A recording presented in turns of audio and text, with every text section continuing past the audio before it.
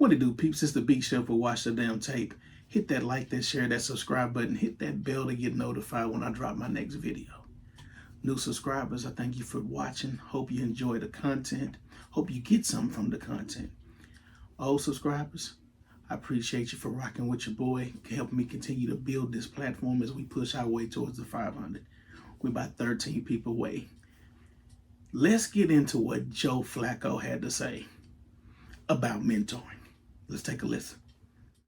And in a quarterback room, there's it's a talking point. You can kind of like use it, like, because it's a good question to bait somebody into answering, and no matter how they answer it, it kind of makes the guy that's answering it look bad. If I say I don't want to be a mentor, I look bad. If I say I do want to be a mentor, then I look like an idiot that doesn't care about being good and playing football. So it's one of those questions that no matter what I say, you guys can write what you want to write about it. And there's a lot of questions like that. That's why you end up having to try to avoid them. I tend to try to be honest, and I've said I'm not a mentor. I play football, and in a quarterback room, there's a lot of times there's been a ton of times where there's learning experiences, and I have a lot of experience, and I can talk on things, and hopefully they listen. But it's not necessarily like my job to like make sure they listen to me. And hey, like hopefully you have a really good relationship with the guys that are in the room, and you naturally want to do that, But that's.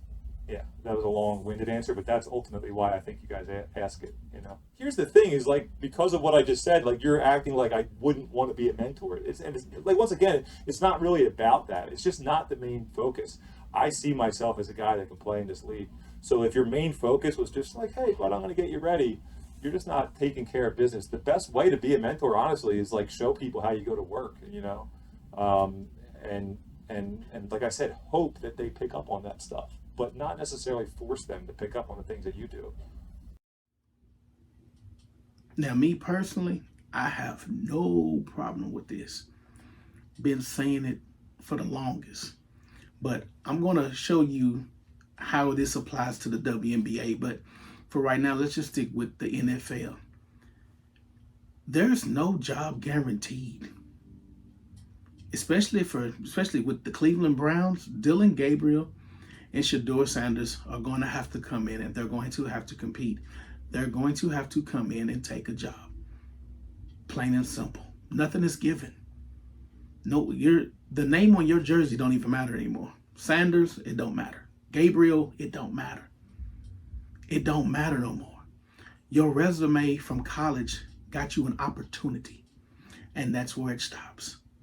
I've told the story once before. I worked at a company, and my boss sat me down with a guy. Me and him are cool to this day.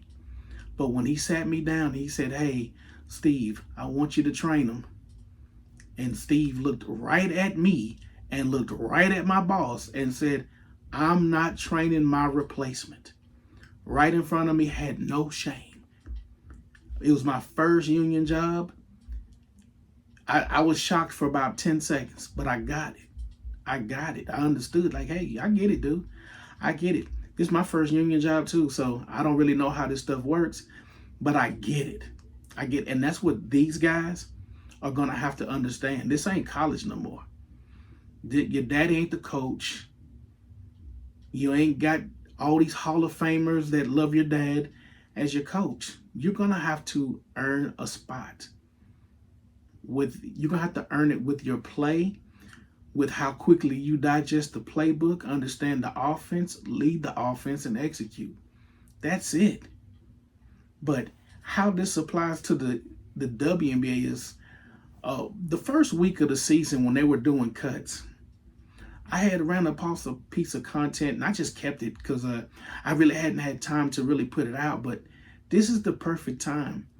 And in this clip, it's when Sarah Ashley Barker and Sanaya Fagan get called into the office, and they get told they're making a team.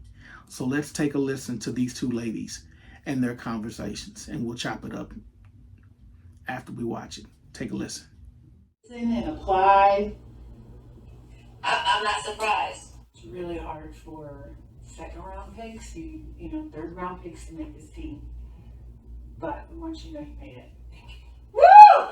Oh my gosh, I'm gonna start crying. I said, Brandon texted me and said, I was in the car crying. Hello? Yeah. I made the team. When it starts.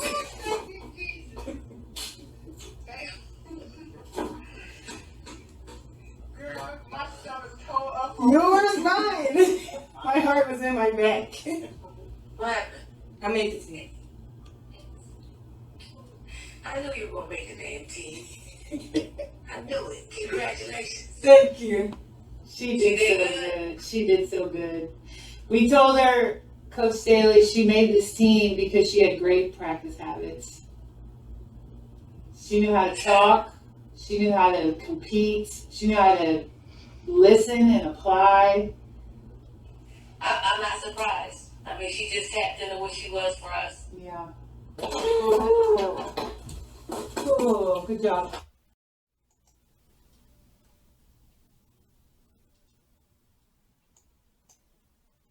It's tough to make. You've seen it from the chair that you've been in, and I know this has been a goal of yours, and I don't ever want you to question yourself. Yep. But in the end, we've gotten to our 12th, all right, and you are in our 12th. Me too. Hello? Harrison. I'm in the middle of a meeting. I know, but I need you right now. I need to talk. I'm in the middle of a meeting. Yeah, and you know what? I'm in the middle of making a 12-team roster, and I just wanted to call you and tell you that I made it. I already knew. Oh. Meeting, You were funny. Hey, girl, I'm just driving down the road. What are you doing? I'm just chilling. I just met with Lynn and Reagan, and they were a little concerned. They said that they didn't feel like that I came in ready. And so, I'm kidding. I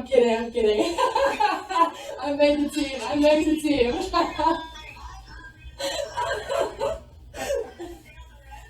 Look, here you go. Tracy, we would never say that.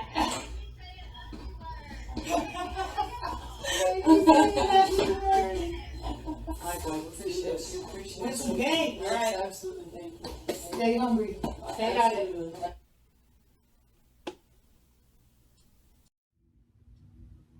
Now, you notice what the general manager told Sanaya Fagan, and she told Dawn Staley.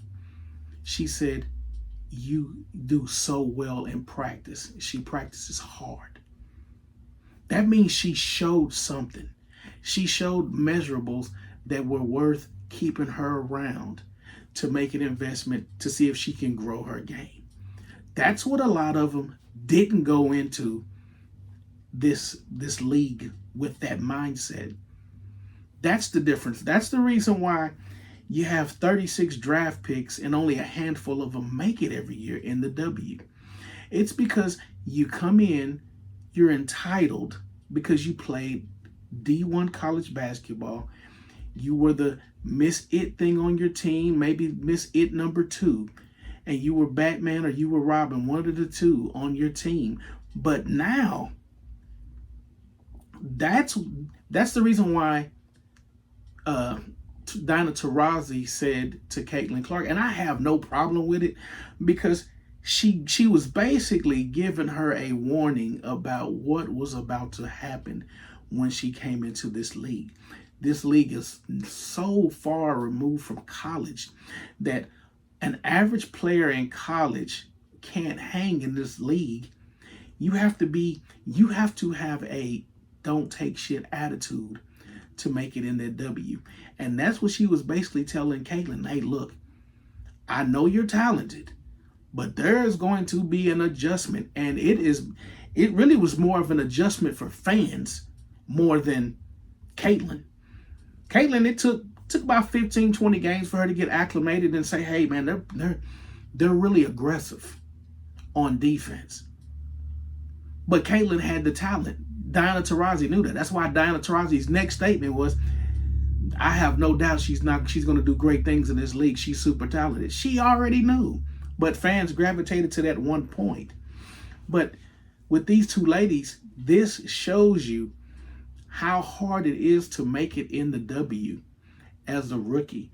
The funny thing about it was both coaches were expecting to hear the worst, and they were about to go off. If that general manager hadn't have said, "Hey, hey, Coach Staley, this is so and so," that coach for Alabama and Don Staley were about to start dog cussing if those girls didn't make that team, because they use that as recruiting tools. Look, I got so and so into the league. I got Aaliyah Nye into the league. I got Ashley Lee Barker in the league. I got Sanaya Fagan in the league. I got Tiana Pow in the league. But that was interesting. I was glad Joe Flacco stood on business. He's already gotten replaced once. He had his replacement in Baltimore. People forget he had Lamar Jackson, was drafted while he was there. You don't spend the number one just to have him sit on the bench for 4 more years. That's your replacement. Joe Flacco competed. Lamar Jackson sat. Then he took over the team. And they moved Joe Flacco on. Same thing here. You're going to have to compete to take Joe Flacco's job. And Joe Flacco is supposed to act accordingly. He's supposed to act like he's trying to be the starter. That's how it is. That's Brett Favre and Aaron Rodgers went through it. Joe Montana and Steve Young went through it. That's part of the process. I don't think the women grasp that too well, but that's part of the process when it becomes professional. Very competitive. But let me know your thoughts below. Leave your comments, like, share, and subscribe. And as always, peace.